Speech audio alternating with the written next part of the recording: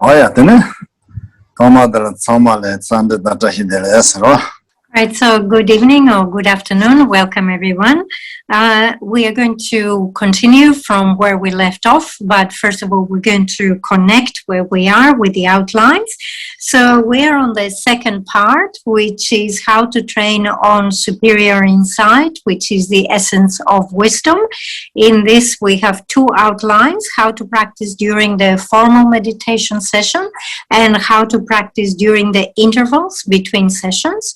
For the first one, how to practice in the actual session, we have preparation, actual practice, and conclusion.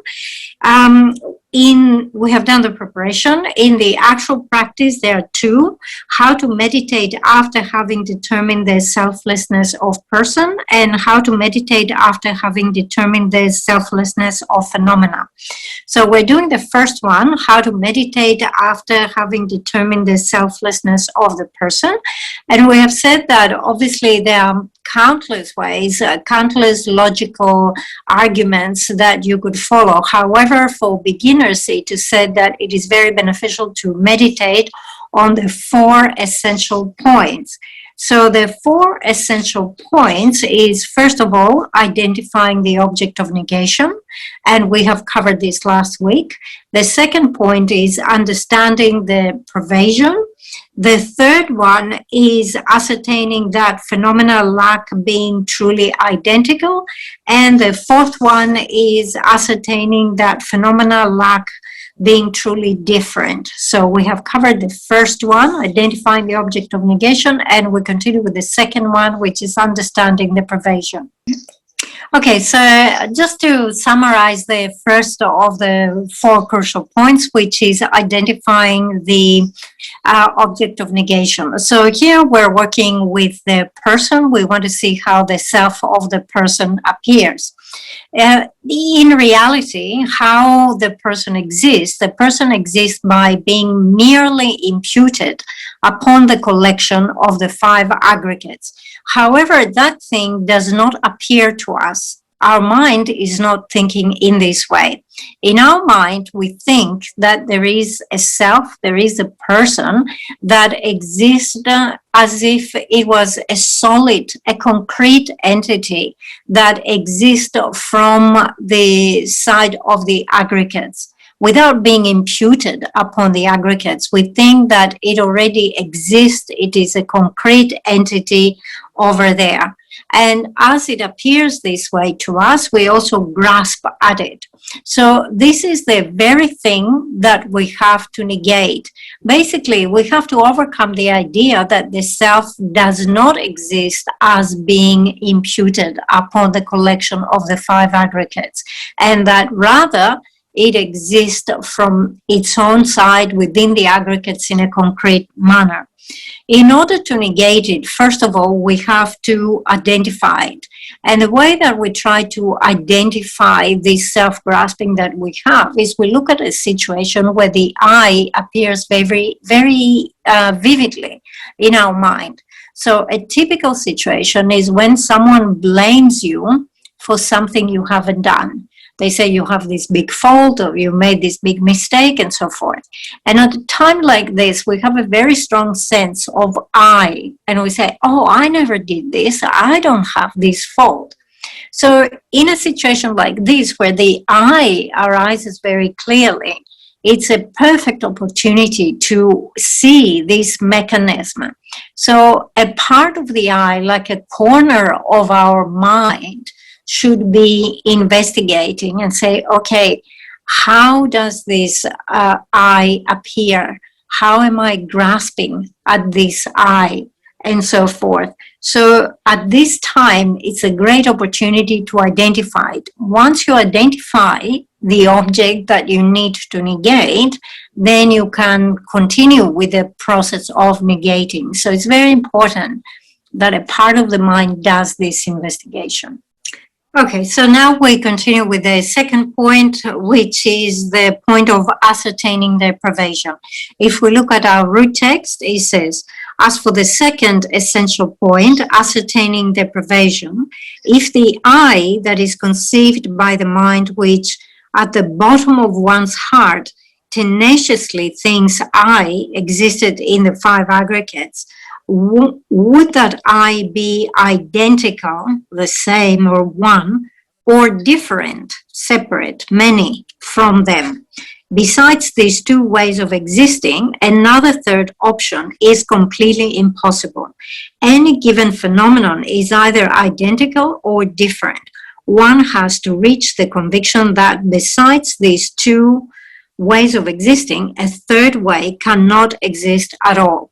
So we say that the way that the I appears in our mind to exist, it appears to exist as something that is not imputed upon the 5 aggregates, but rather we have this innate conviction, almost innate thought, that the I exists on the aggregates or from the side of the aggregates in a very solid, in a very concrete way.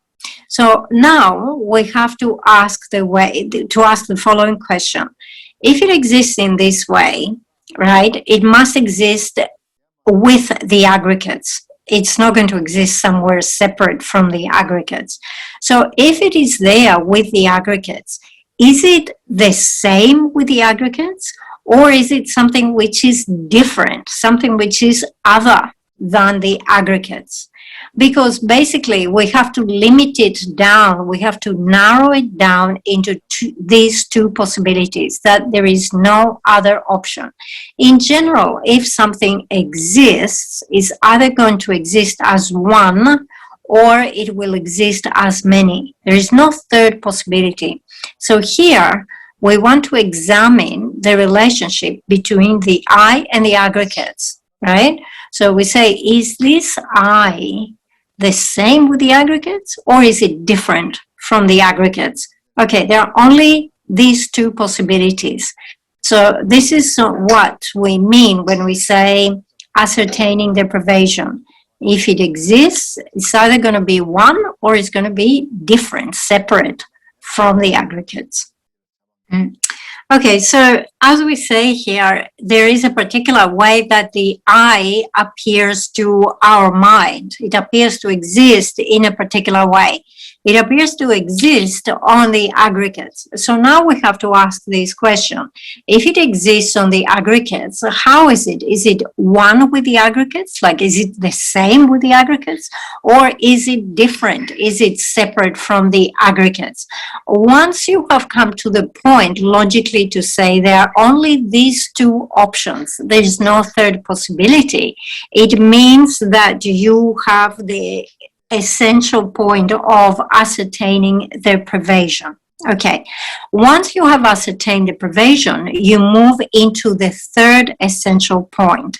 So as we say, one of the options is that the I is one, is identical with those aggregates. So we're going to investigate what would be the case if it was one with the aggregates. We're going to find that there are fallacies, there are faults in that. And this is the third point, ascertaining that phenomena lack being truly identical. They are not truly identical. Okay, so let's read from our text. It says, as for the third essential point, ascertaining that phenomena lack being truly identical. If one thinks that the I conceived in such a way is identical to the 5 aggregates, it would entail the following faults or contradictions. In the same way that a person has 5 aggregates, there should be 5 different I, or vice versa. In the same way that the I is only one, the 5 aggregates should be a whole or an indivisible aggregate. Therefore, one concludes that the conceived I is not identical to the 5 aggregates. Okay, so we have there is a particular way that the I appears to our mind.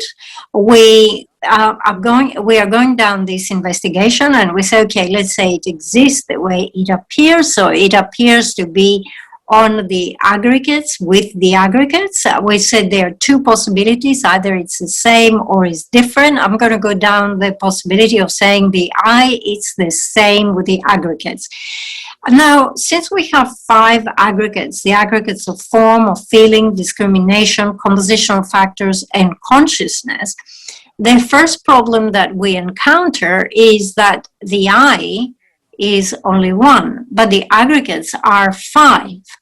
So if the I was the same with the aggregates, because we have 5 aggregates, we should have 5 I's. Or if you look at it the other way, because the I is 1, the 5 aggregates would have to collapse and become just 1. So you can see the fallacy, you can see the fault, and you say, okay, I've gone down the wrong way. They cannot be the same. Okay, we continue, and it says here, because we find additional faults if we go down this line, that they're identical. It says, from the text, it says, not only that, if that I was identical, if that I was identical to the 5 aggregates, then since the aggregates arise and perish, also the I that is conceived as self-sufficient should arise and perish.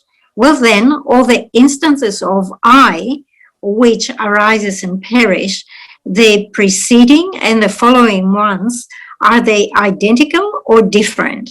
If these are identical, then the I of the previous, the future, and the present life would be a whole or an indivisible I. If it was different, in general, being simply different does not mean necessarily completely different or without any kind of relation, but being inherently or truly different must be understood as being inherently or truly different in the sense of lacking any kind of connection. So therefore, the I of the previous, future, and present lives would be different and completely unrelated. And this would contradict the general characteristics or principles of karma. That is, if one has not performed one karma, one will not experience its results. And once a karma has been performed, it will never get wasted. Therefore, reflect how the preceding and following instances of that I are not different and also not identical. Okay, so we continue here with the second fault. We say, if you equate the aggregates with the I, there is an additional fault. The aggregates are impermanent. So in terms of the aggregates, we observe that there is, production or birth, creation, and then there is disintegration. There is the death, all right? So you have the aggregates that are impermanent, and then if you say that the I is the same, is identical with the aggregates, then the I should have similar characteristics, all right? So then we have to say that there are going to be instances like the previous moment of the I and the next moment of this I. There will be different instances, all right? Because it arises and then it perishes. So are those different moments of I the same or are they different? If you're going to say that they are identical, they are the same, all right, then the previous, the present, and the future I, they would all merge into one. We would not be able to make a distinction. Now, if they are different, okay, and different here means inherently, truly different, it means they would become unrelated. And that would create a problem in terms of past and future lives, because it would contradict the principle of karma, that once karma has been created, it will not go into waste. But here you would have a case where the I of the life in which you create the karma is completely different from the I in the next life, that actually would have to experience the karma, right? So someone creates karma, but nobody experiences it. Or someone experiences karma, but it's not the same one as the one who created. So it would violate this principle of karma.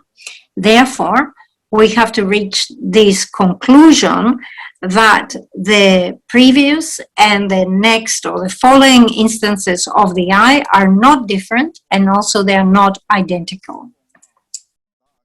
We continue with the text. It says, moreover, if that I is identical to the aggregates, since it should be truly or inherently identical, that I should be identical to the aggregates in every respect. And this would again entail many inconsistencies. The I is generally conceived as the one who appropriates or owns the aggregates, and the aggregates are in turn conceived as what is appropriated by the I or the self. So reflect on how the conceived I is not identical to the 5 aggregates. So one more mistake, if you go down the path that says the I exists the way it appears on the aggregates, we have 2 possibilities. Either it's going to be the same, identical, or different. And here we investigate the possibility of them being identical. Already we have seen a number of faults, but we've identified one more fault. If they are identical, and here it means inherently identical, it means they are the same, completely the same in every aspect, in every way. It means there's not the slightest difference between them. However, the way that we describe the I, we say is that the I is the one who appropriates or takes the aggregates. And then this makes the aggregates as the object that is appropriated or taken on by the I. And in order to have appropriation, in order to take something, you must be different from that thing. But here we're saying they are inherently one. They are inherently the same. Inherently the same means there's no difference whatsoever between them. So if there's no difference between them in any way, in any aspect, how could you say that one appropriates the other and one becomes appropriated by the self? Therefore, again, we reach the conclusion that the I cannot be the same, cannot be identical with the aggregates. Okay, so as you can see here, we have examined this through many different logics and logical paths and reasoning. So we say, okay, the I appears in this particular way. It seems to exist from the side of the aggregates. Is it the same or different? Through logic, we have come to the conclusion that it cannot be the same. So when you find that certainty, you have established the 3rd essential point, ascertaining that phenomena lack being truly identical. Okay, so we'll continue with the last one, the 4th essential point. We have already covered the first 3. As for the 4th essential point, ascertaining that phenomena lack being truly different, then if one thinks that although the conceived I is not identical to the 5 aggregates, it may be different, reflect how, after having mentally isolated each of the aggregates, like the aggregate of form and so forth, one can identify separately the aggregate of consciousness. In the same way, after having put on a side the aggregate of form and so forth, one should be able to identify the conceived I as different and say, this is the conceived I. But this is not the case. Therefore, think that the conceived I does not exist as different from the 5 aggregates. So, we have the way that the I is conceived is the way that the I appears to us. It appears to exist from the side of the aggregates. And we say if it exists from the side of the aggregates, it's either going to be the same with them or it's going to be different. We have already discarded the possibility that it is the same, that it is identical. And now we say, okay, the only way that is left is as if it is exist different, distinct from them. Okay, so if it existed distinct, I should be able to separate it, mentally identify it as different. So as the text here says, if things exist as separate, you should be able to isolate them. All right, so if we look at the group of the 5 aggregates, right? So let's say we have the aggregate of form, of feeling, discrimination, compositional factors, and consciousness. So you say, let's take away, because these things are distinct, let's take away the aggregate of form. Let's take away the aggregate of feeling. Let's take away the aggregate of discrimination. Let's take away the aggregate of compositional factors. So you have taken away 4 out of the 5. You should be able to be left with the last one, which is consciousness, because they are different, right? You have a group, you have a list of 5. If you take away the first 4, you would be left at the end with number 5, a distinct thing that remains. So it says, now, if the I is different from the aggregates, you should be able to take away all 5 aggregates, form, feeling, discrimination, compositional factors, and consciousness, and at the end, be able to still have an I. But if you take away the 5 aggregates, there is no I that remains. There is no I that is conceived, right? Therefore, we reach the conclusion that the I cannot be inherently different from the aggregates. Once you have reached this certainty, you have reached the 4th essential point, ascertaining that phenomena lack being truly different. Then it continues by saying, once we come to ascertaining or be convinced that the I does not exist as conceived by the innate self-grasping mind, depending on the examination concluded through the 4 essential points, we should sustain this firm understanding, meditating one-pointedly without laxity and agitation. So what happens is that we have engaged in this examination by relying on the 4 essential points, and through this we have come to the point to see that the I actually does not exist the way that inherently appears to us to exist, right? So having done the examination, we generate the mind that comprehends that the I does not inherently exist. So we generate, or we give rise to the mind that realizes emptiness. Once you find this certainty through this analysis of the 4 essential points, then you want to remain single-pointedly focused upon that certainty you have found without any mental sinking or without any mental excitation. So once you have developed that realization that the I does not inherently exist, when you have the mind realizing emptiness, you want to maintain focus, to maintain single-pointed concentration on that certainty.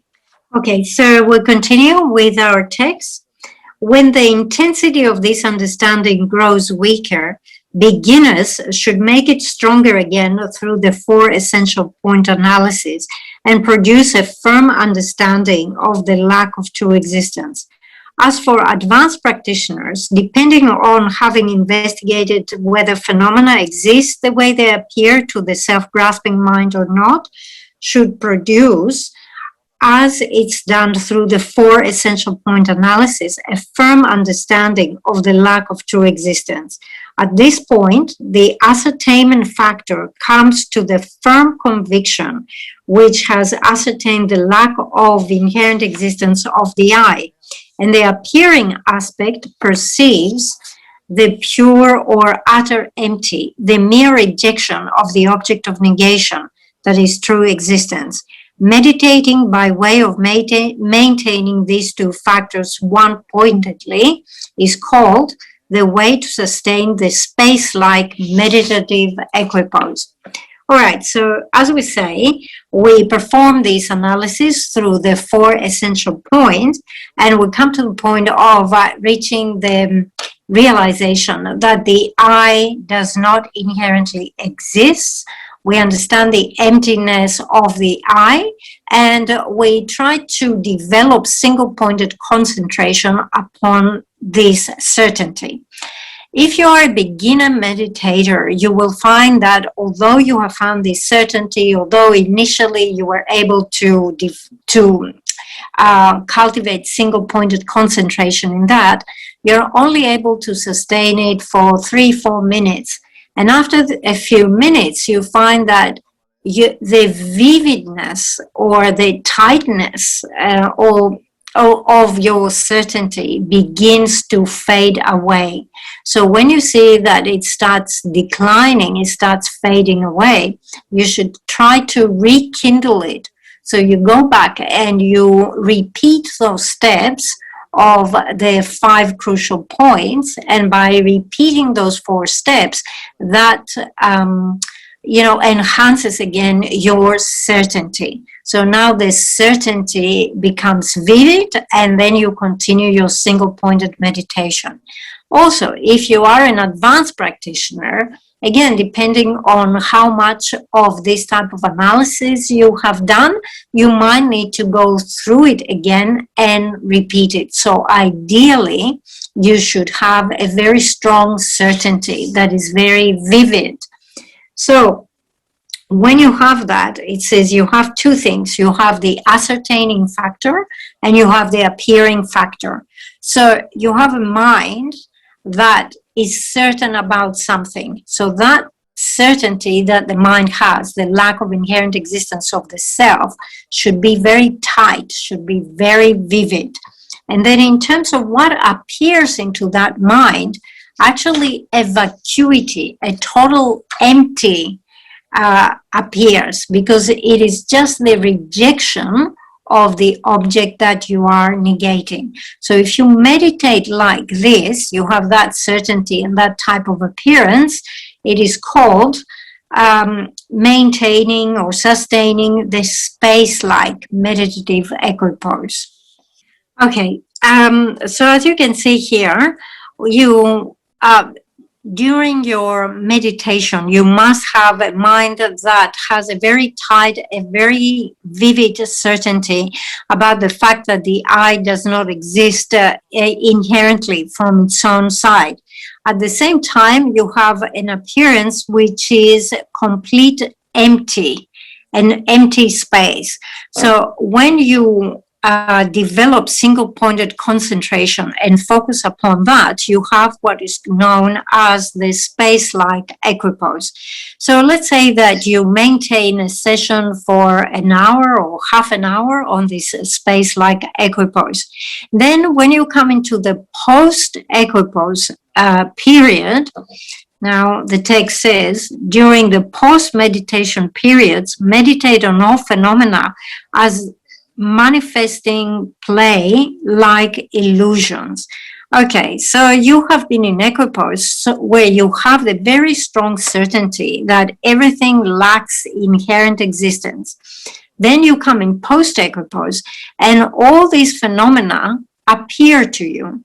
So now, due to the strength of the certainty of your previous equipoise, everything that appears to you, and we take here the example of I that will appear to you, and all other phenomena, you say they appear, however, they are fake.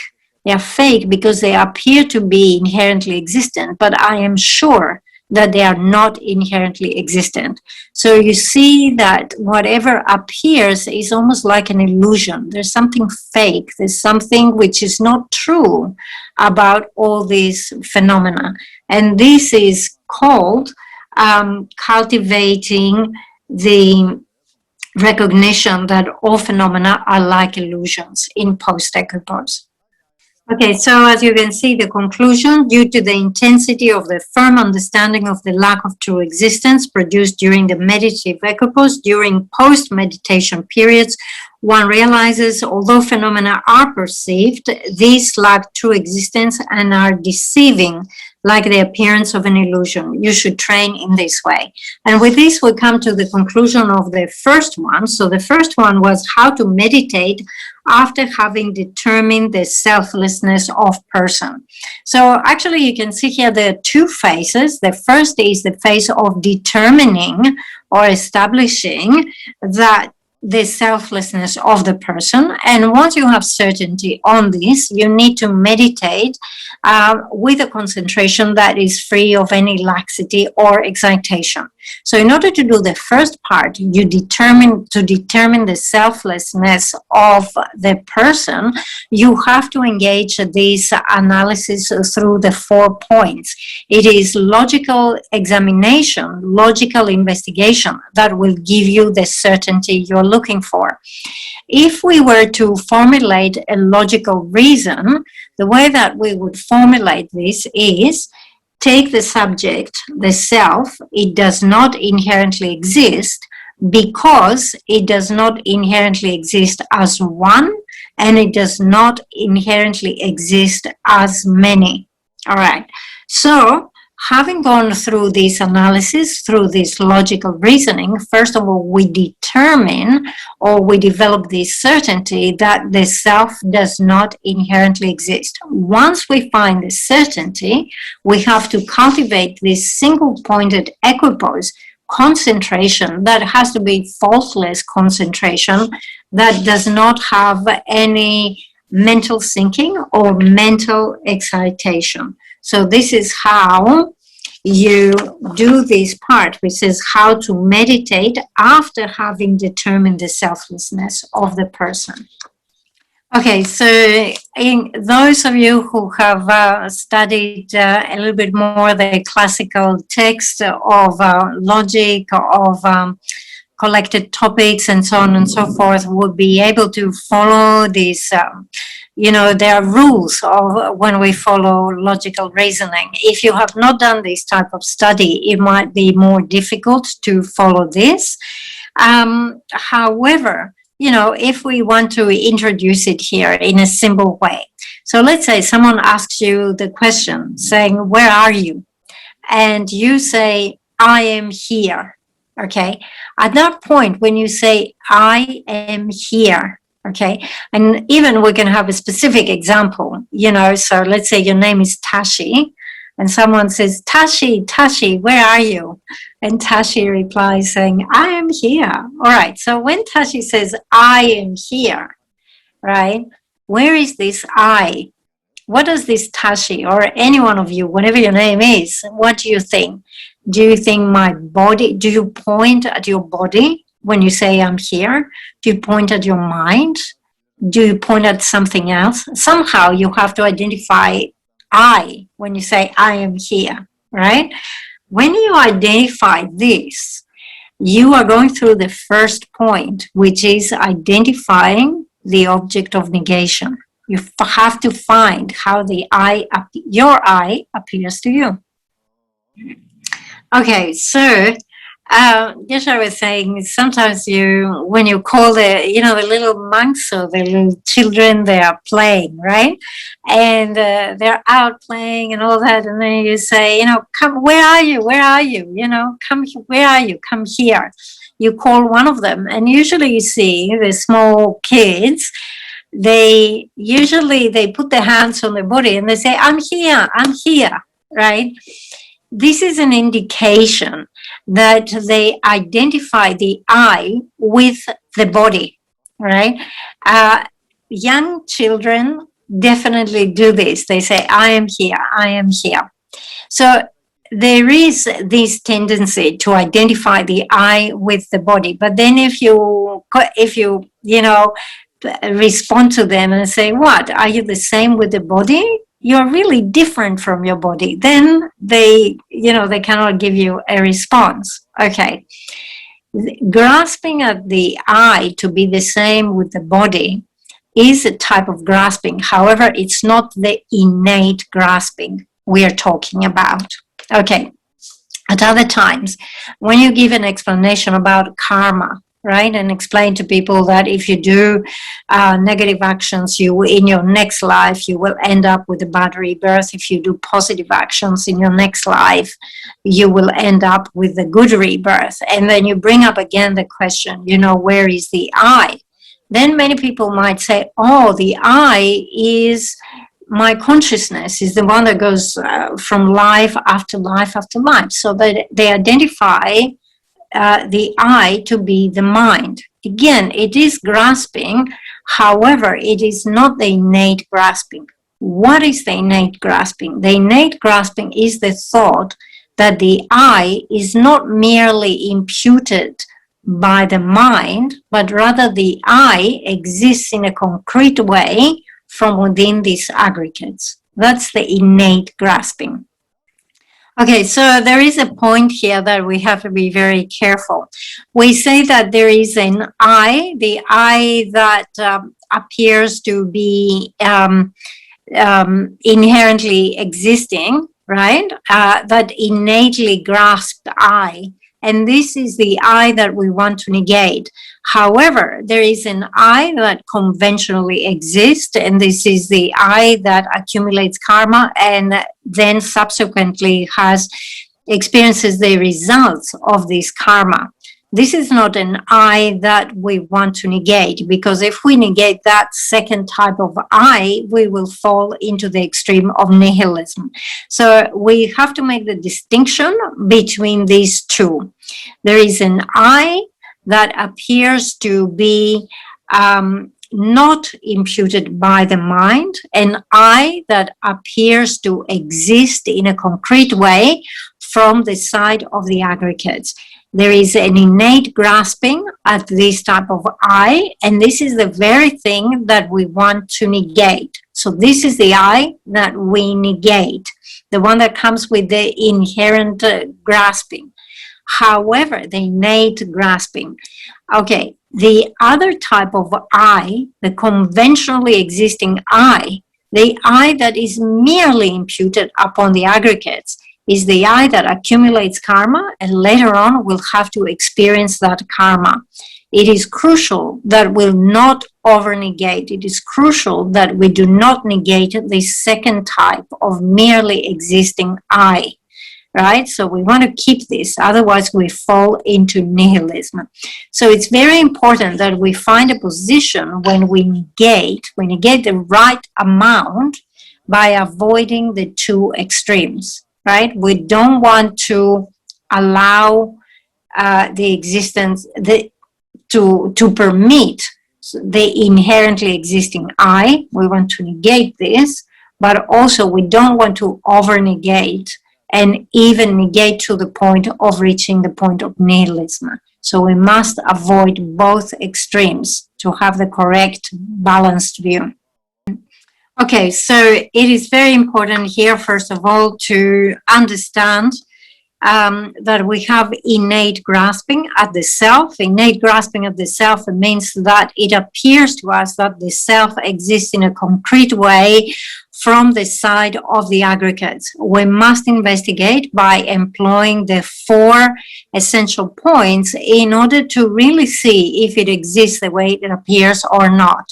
If this I really existed the way that it appears, it would either have to be the same or different with the aggregates. So we want to go methodically through those 2 options. So we start going down the line and say, okay, let's say that the I exists in a way that it is identical. It is the same with the aggregates.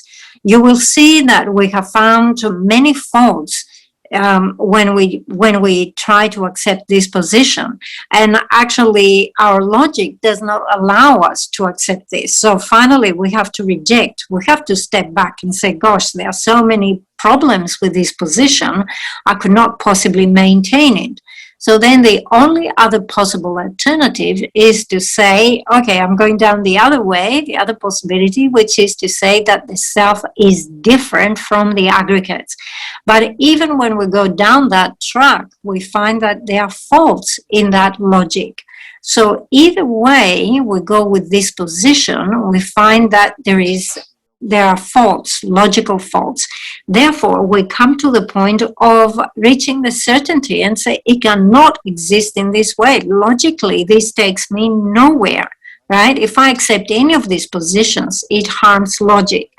So once you find that certainty through analysis, you have found the certainty of the lack of inherent existence of the person, the lack of inherent existence of the I, and then you must cultivate single-pointed concentration on that certainty that you have found without any mental thinking or mental excitation.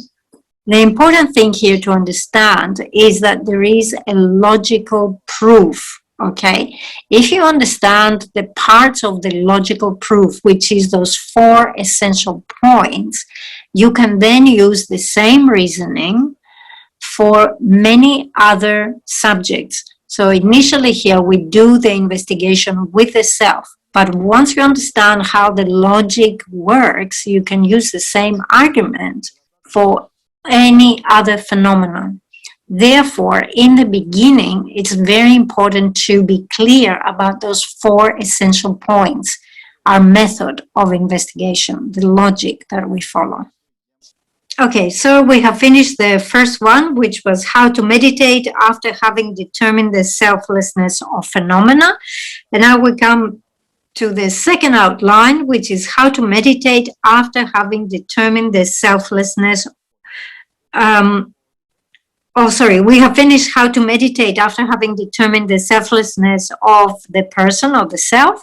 And now we do the second one, which is how to meditate after having determined the selflessness of phenomena. So you see here, we make a distinction between the person and phenomena.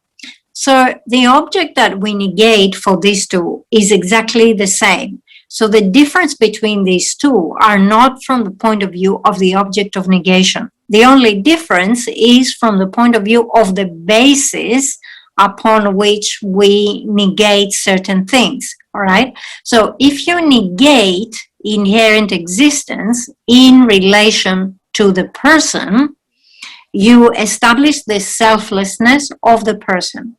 If you negate exactly the same thing, you negate inherent existence, but now in relation to a phenomenon other than the person, you establish the selflessness of phenomena. Okay, if you are able of following these logical steps and do the analysis by relying on the 4 essential points in order to negate the inherent existence of the person, you can then use the same logic to negate the inherent existence of phenomena other than the person, and it should be easy. Okay, so as you can see here, we have a twofold division because we meditate after having determined the selflessness of the person, and then meditating having determined the selflessness of phenomena. So we have these 2 categories, person and phenomena. And we have already said that phenomena means everything but the person. Okay. Now, usually when we use the word phenomena, you will find it also translated as dharmas, right? In plural, dharmas. Okay. Dharma, phenomena, existent entities, established entities, they are all synonyms, okay? So this category of phenomena or dharma really includes everything that exists. And that means that it also includes the person. However, when we want to talk about selflessness and we want to categorize different bases, we say we're going to talk about the selflessness of the person. So we're going to take the person out of the big group that includes all phenomena. So take the person out of that group and have the person on one side. And then you're left with all phenomena other than the person. Okay? So this is a specific sort of like division that we do when we want to talk about selflessness. Because we want to examine the person differently from other phenomena. Okay? So we take all phenomena, we take the person out, and we're left with the rest of the remaining phenomena. So when we look at this category now, where we have extracted the person, we have the remaining phenomena.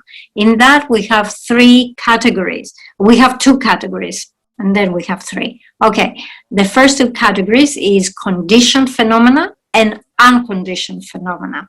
In conditioned phenomena, we have three.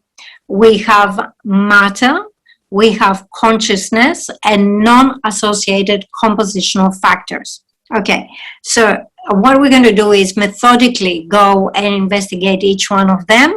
We will reach the certainty of their lack of inherent existence, and then we will have to cultivate concentration on this.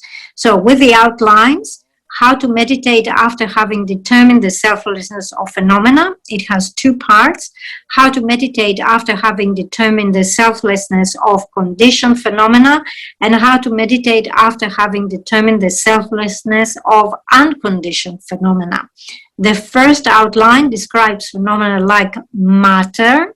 So matter here means material things, form, matter. Okay. Number two, consciousness. And number three, non-associated compositional phenomena. Okay, so first of all, we're going to try to determine the selflessness of conditioned phenomena. And because in conditioned phenomena, we have three categories, the matter, consciousness, and non-associated compositional phenomena, we will start with the first one, which has to do with matter. As we say, matter here includes anything material, any material substance. So it says, as for matter, let's take the body as an example. To all of us, unquestionably appear a body whose existence, instead of being merely imputed by thought on the basis of the collection of the five limbs made of flesh, bones, and so on, exists as independent and self-sufficient. This is the way the object of negation appears. So let's start with an example of something which is material. What better example than our own body? Okay, so the body actually exists as something that is merely imputed by the mind upon the flesh and the bones and the five limbs, like the head, the two arms, the two legs, the torso, and so forth, the different parts of the body. Okay, but the way that it appears to us is as if the body is not imputed upon the flesh and the different parts of the different parts, but as if it is something that already exists concretely from the side of this bone and flesh and so forth. Okay, so in this way, we have identified the object of negation. This is how it appears. Okay. If such a body exists on or as an integral part of the collection of the five limbs made of flesh, bones, and so on, would it be identical or different from that collection? Right? So again, we start doing this investigation. This is how it appears. It appears to exist on this flesh and on these bones, right? So does it exist as being one with them, or does it exist as being different from them? Okay, so as you can see here, we have taken matter or something material, the first category, and the best example that we find, or the first example we examine, is the example of the body. Once you understand the logic with that, you will be able to apply it to any other material phenomenon. So first of all, we say we see how the body appears to us, and the body appears to us as being something which is independent and self-sufficient, and it exists in this independent and self-sufficient way from the side of the aggregates without being something which is merely imputed. So this is the first essential point, identifying the way that it appears. And this is basically identifying the object of negation. Okay, following that, we say that if it exists in this way in the aggregates, it can only exist in one of two ways. Either it's going to be one, meaning the same with, sorry, not the aggregates, the flesh and the bones and the 5 limbs, right? Either it's going to be one, identical with them, or it is going to be something which is different from them. This is actually ascertaining the second point, which is the point of the pervasion. Okay, so I say here I have only 2 possibilities. I'm going to examine the first possibility, that the body and the flesh, the head, the arms, the legs, the bones, and so forth are identical. We will see that if we go down this way, there will be many logical irregularities, right? There will be many faults. Okay, so it says here, were it to be identical, since this body, that is the collection of the 5 limbs made of flesh, bones, and so on, has been produced by the father's sperm and the mother's blood, then even a single drop of our parent's sperm and blood, which is the base on which the consciousness penetrates, should be the body, that is the collection of the 5 limbs made of flesh, bones, and so on. So you say, okay, take this body is something material.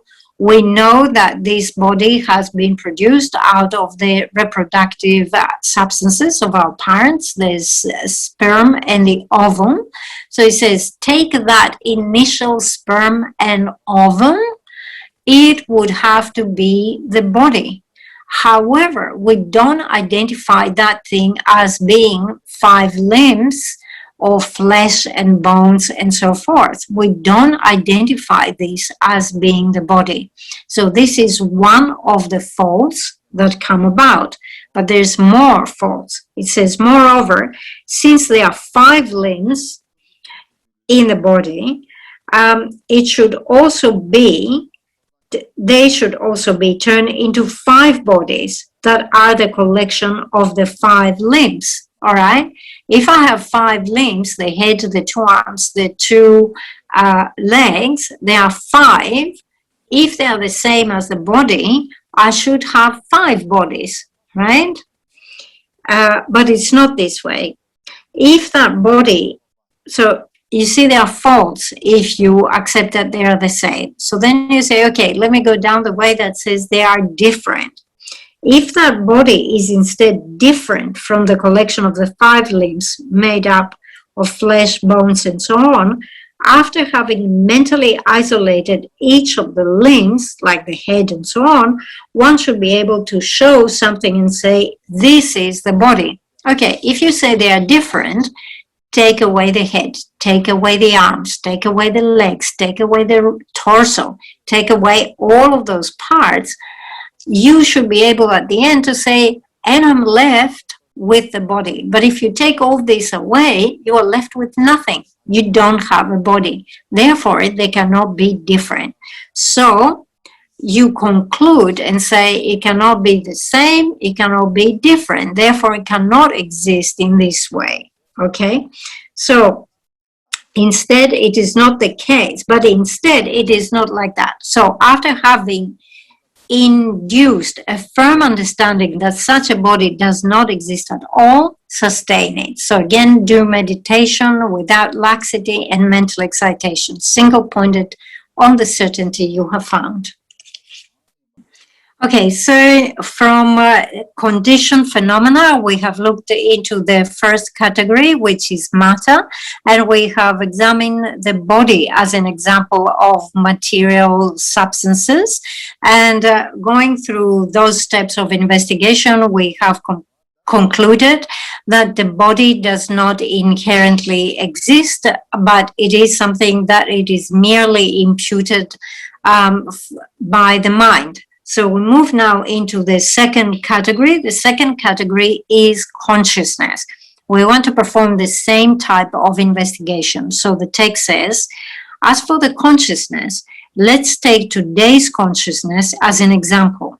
if today's consciousness, instead of being merely imputed by thought on the basis of this morning's consciousness and this evening's consciousness, would exist as today's consciousness existing from its own side, would it be identical or different from this morning's consciousness and this evening's consciousness? Okay, so what do we say here? We want to examine consciousness. Okay, so we look at two instances of consciousness, this morning's consciousness and the evening consciousness. Okay, so consciousness, the way that we understand it, is something which is merely imputed by the mind upon those instances, the morning consciousness and the evening consciousness. But the way that it appears to us is that consciousness is something which is not merely imputed by the mind, but rather exists inherently, independently from within the side of morning consciousness and evening consciousness. All right. So if it exists in this way, is it identical with them or is it different from them? Okay, logically, let's go in a methodical way. If it were identical with them, right? If it were identical, then it would follow that this evening's consciousness would be an integral part of this morning's consciousness. Okay, so we say consciousness that is one is identical with morning consciousness and evening consciousness. So that means morning and evening consciousness now have to become one, because consciousness is one. So morning and evening have merged together, and you cannot make a difference between morning consciousness, evening consciousness. All right, so that is one fault. Okay, so you say, okay, I find a fault here because I cannot keep distinct anymore morning consciousness and evening consciousness. So I'm going to go down the other way, that they're different. If it were different, then after having mentally isolated this morning's consciousness and this evening's consciousness, we should be able to show something and say, this is that today's consciousness. But instead, it is not like this. As before, meditate after having induced a firm understanding that such a consciousness does not exist at all. So, okay, if we say that it's different from them, says take away the morning consciousness, take away the evening consciousness, we should be able to be left with consciousness. But there's no consciousness left if you take these two away. Therefore, it doesn't exist as different. So it doesn't exist as one, it doesn't exist as different, therefore it cannot exist in this way. Therefore, consciousness is something which is merely imputed upon the morning and the evening consciousness. When you find the certainty, you meditate as before. We come to the third category, which is non-associated compositional phenomena. So as for the non-associated compositional phenomena, take, for example, time, say a year. If a year, instead of being merely imputed by thought on the basis of the base of designation, constituted by the 12 months, would exist from its own side, will be identical or different from the 12 months. Okay, so we take as example time, and we take a year. So a year is something which is merely imputed upon a basis of designation. What is the basis of designation? 12 months. Okay. If you say it is not merely imputed, it means that it is inherently established. All right. So then, is it inherently established as the same as the 12 months or as something different from the 12 months? Okay. If you say that it is the same with the 12 months, identical, right? If it would be identical, since they are 12 months, it, meaning a year, would also turn into 12 years, like a COVID year, all right? So since they are 12 months, 1 year would have to be 12 years. Okay, if it would be different, Then, after having mentally isolated each one of the 12 months, one should be able to show something and say, this is that year. So if it is different, take away each month, January, February, all the way down to December, take away all the months. If you take all this away, you should be able to have a year independent from those months, but there's nothing like this. So we conclude that it is not like this, and therefore we establish the lack of inherent existence of the year. That is an example of something which is non-associated compositional phenomena. Okay, so we come to the last category, the third, which is how to meditate after having determined the selflessness of unconditioned phenomena. So we did the conditioned phenomena that had 3, and now we do the unconditioned phenomena. So take space, for example. Since space has many principal and secondary directions, after having examined whether it is identical or different from them, meditate after having induced, as before, a firm understanding that such a space, independent from the main and secondary directions, does not exist. So we take the example of space. Space is something which is merely imputed by the mind upon its basis of designation, and the basis of designation is a partial space that we have in the cardinal and in the intermediate directions. If you think that space inherently exists from its own side, then is it the same or is it different from those directions? So do the investigation as we did before, and you will find that both of those positions will lead you to logical faults, and therefore you cannot accept the position. And at the end, the conclusion is it cannot inherently exist as the same or different from its basis of designation. It only exists as being something which is merely imputed upon them. So then we come to the conclusion where it says in brief, the eye, the aggregates, the mountains, the houses, and so forth, all phenomena of samsara and nirvana, except from being merely imputed by thought, totally lack existing from their own side. To sustain the firm understanding which ascertains it is called the space-like meditative equipoise. So here we come to the summary, to the conclusion, where it says any phenomenon that you examine, whether it is the eye, the aggregates, your body, the mountains, a house, samsara or nirvana, everything that you examine, you will find that it lacks inherent existence. There is not even an atom of inherent existence in any phenomenon. Everything is merely imputed by the mind. So if you're able to develop single-pointed concentration on that, you develop the equipoise, which is like space. Then, during the post-meditation, the understanding that any appearing object arises depending on the collection of causes and conditions is not true and is deceiving in nature is called the post-meditation similar to illusion. Then, through the strength of that ascertaining in equipoise, you come in post-equipoise. And you understand that all these phenomena, they appear, they arise due to causes and conditions. So you understand their illusory like nature, and you maintain the post-equipoise that is like illusion.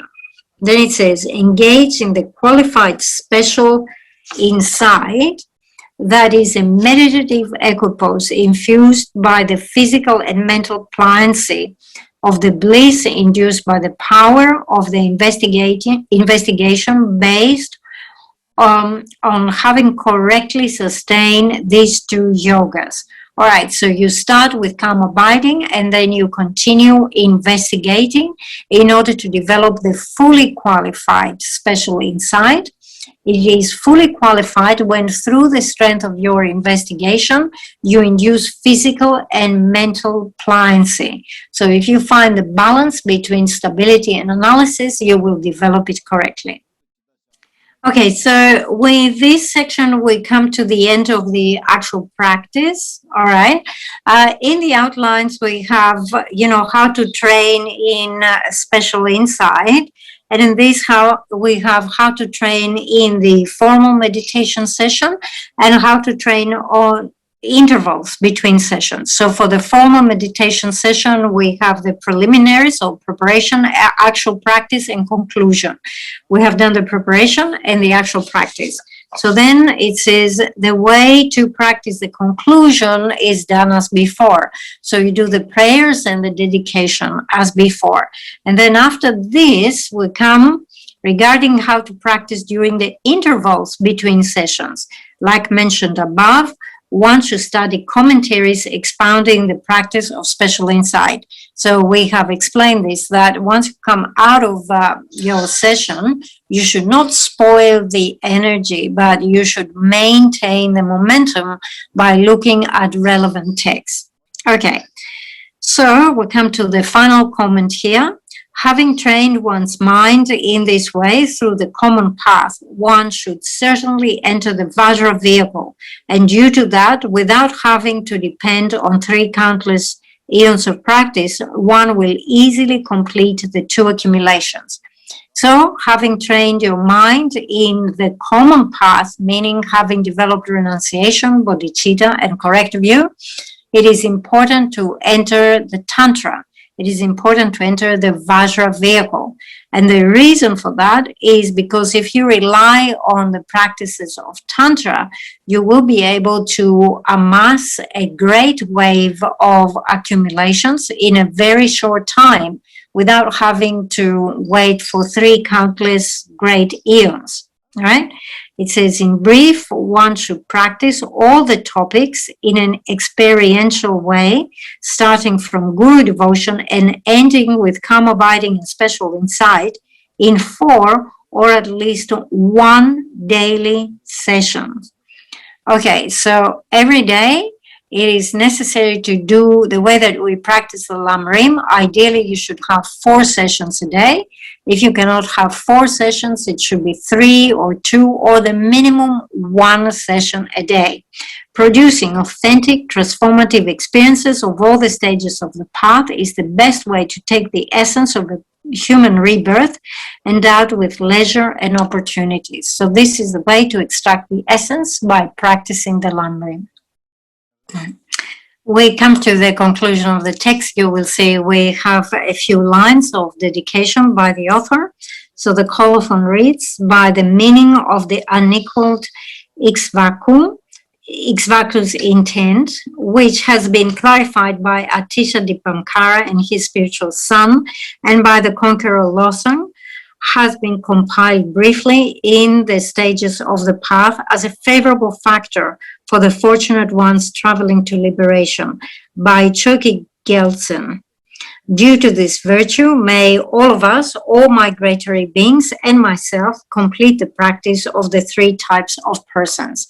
So in brief, it says here the intention of Buddha has been clarified by Master Atisha and his spiritual disciples, and further has been elucidated by Lama Tsongkhapa. And in this way, we have like a condensed way that indicates the whole stages of the path. That is very fortunate to have. We are very fortunate on our way to liberation to have this type of presentation. So the author, Panchen Lobsang Chokyi Gyaltsen, dedicates, so it says, through the virtue of composing this short text, may all of us complete the practice of the 3 types of persons. So as you can see, now we have come to the end of the text. Geshe says, I'm sorry, we went a little bit over time tonight, but we had to push and complete this tonight because Geshe is very short of time with many other teaching responsibilities.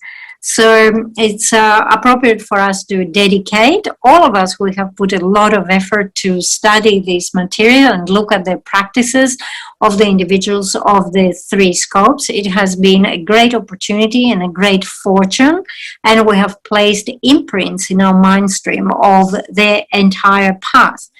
So he's saying, due to your request for me to teach this, I, as a teacher, had the great fortune of accumulating great merit, and I want to thank you for that. But also from your side, you had excellent opportunity to receive these teachings and also to place those imprints within your mind stream.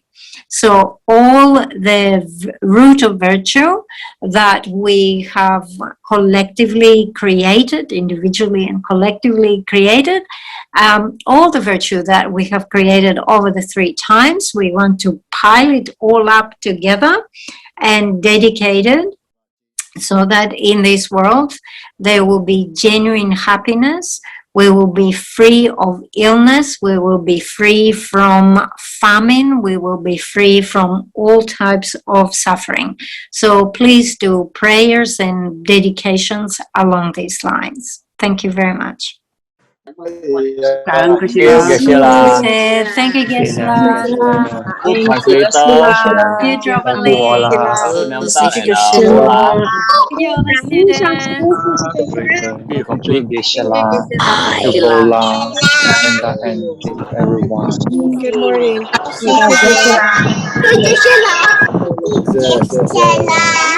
Thank you. Thank you. Thank you, everyone. Geshe La. And the 2 translator. Thank you, Voula. Thank you very much. Good Geshe La. Thank you. Good night. Thank you, everyone, especially the translators. Thank Thank you. you. Bye bye, everyone. So Bye. we've completed the teachings. It's not 4 more sessions. We've completed it. So rejoice, and we'll keep you updated on more of the classes following. Thank you. Good night. Okay, Bye-bye. Thank you. Bye-bye. Yan Fang. Thank you. Good night. Bye-bye. 拜拜 Thank 大 you. 家，拜拜。